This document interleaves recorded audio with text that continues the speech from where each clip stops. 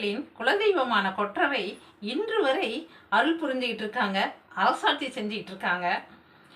அந்த கொற்றவை அம்மன் எங்க இருக்காங்க, எப்படி அவர்களை வழிபடலாம், எப்படி போகணுங்கிறத பற்றி தான் இந்த பதிவில் நம்ம பார்க்க போகிறோம்.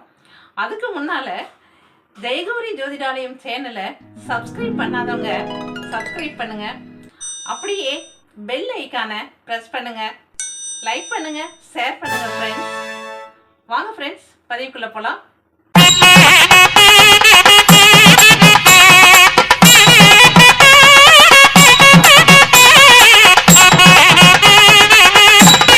திருச்சி மாநகர் அப்படின்னு சொன்ன உடனேயே நமக்கு என்ன ஞாபகம் வருது?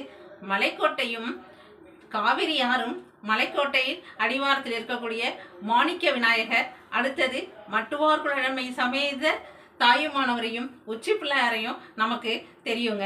அவர்கள் நமக்காக அருள் புரிஞ்சிக்கிட்டு இருக்காங்க. இப்படிப்பட்ட இந்த திருச்சி மாநகரை உறையூர் தலைநகரமாக கொண்டு சோழ மன்னர்கள் ஆண்டு கொண்டு வந்திருக்காங்க. அவங்களுடைய ஆட்சி திருச்சி மாநகர் ஃபுல்லாவே இருந்திருக்கு.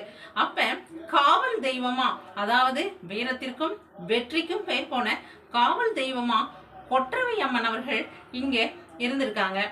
அதாவது அவங்க காவல் தெய்வமா உறையூர் நகரத்துக்கு அருகில் இருந்திருக்காங்க.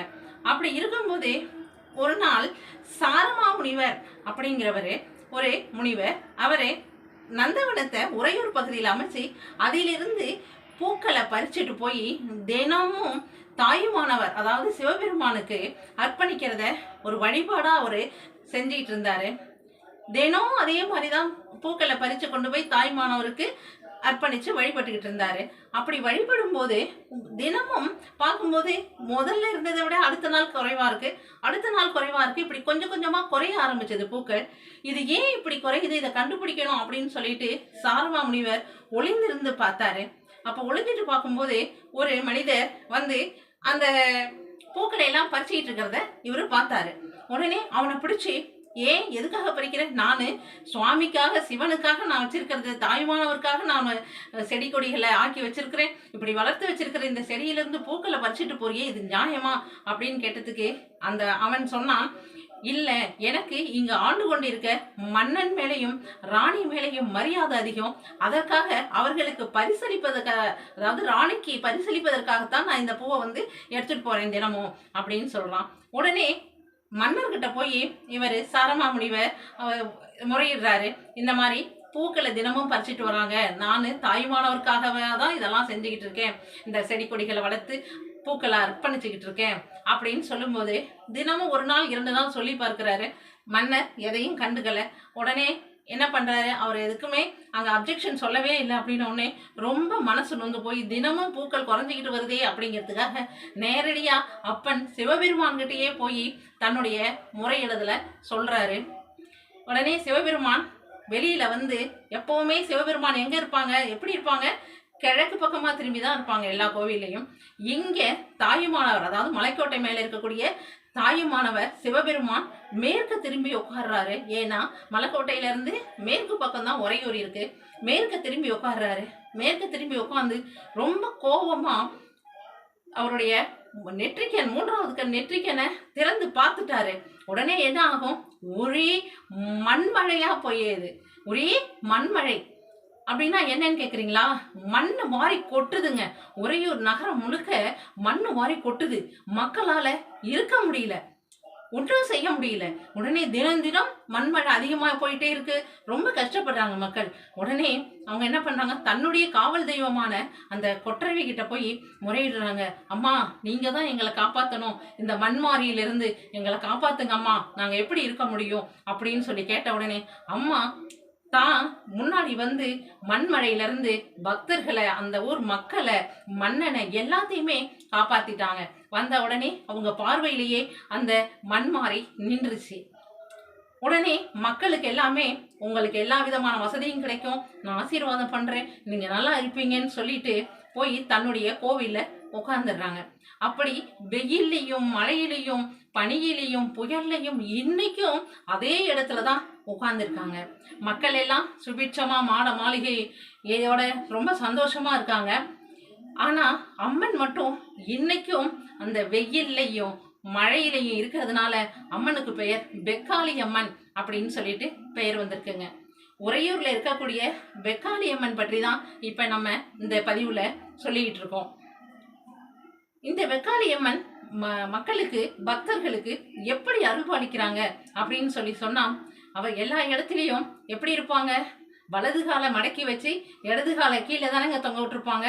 ஆனா இங்க இடது காலை மடக்கி வச்சு வலது காலை அசுரன் மேல வச்சிருக்காங்க. இந்த கோவில்ல எப்பவுமே பக்தர்களுக்கு எல்லாமே நல்ல மண்டபங்கள் வசதிகள் எல்லாமே செய்து கொடுத்துருக்காங்க. ஆனா அம்மன் இருக்கிற இடத்துக்கு மேல மட்டும் எந்த விதமான கூரையும் இல்லைங்க. சுத்தமா வெட்ட வெளிச்சமா தாங்க இருக்கு. அங்க கட்டடங்களே எதுவும் கிடையாது. அதனாலதான் வெயில் அடிச்சாலும் அம்மா மேலதான் விழும், மழை பெஞ்சாலும் அம்மாக்கு தான், பனி பெஞ்சாலும் அதே மாதிரிதான், என்ன புயல் அடிச்சாலும் சரி அவங்க அதுல எல்லாம் நனைஞ்சிட்டு அப்படியே தாங்க இருப்பாங்க. நமக்கு மட்டும்தான் எல்லா விதமான பாதுகாப்பு எல்லாமேங்க. எல்லா விதமான அருளும் வழங்குவாங்கங்க. இங்க அம்மனுக்கு புடவை சாத்தியும் மாவிளக்கு போட்டும் நெய் விளக்கேந்தியும் அப்புறம் நல்லெண்ணெய விளக்குக்காக வாங்கி கொடுத்தும் வழிபடுறாங்க. குலதெய்வமாவும் வழிபடுறாங்க. இது எல்லை தெய்வம். அதனால இங்க பரிபாலனத்துக்காக சுத்திலும் எல்லா தெய்வங்களுமே இருக்காங்க. காசி விஸ்வநாதர் முதற்கொண்டு விசாலாட்சி முதற்கொண்டு எல்லாருமே இருக்காங்க.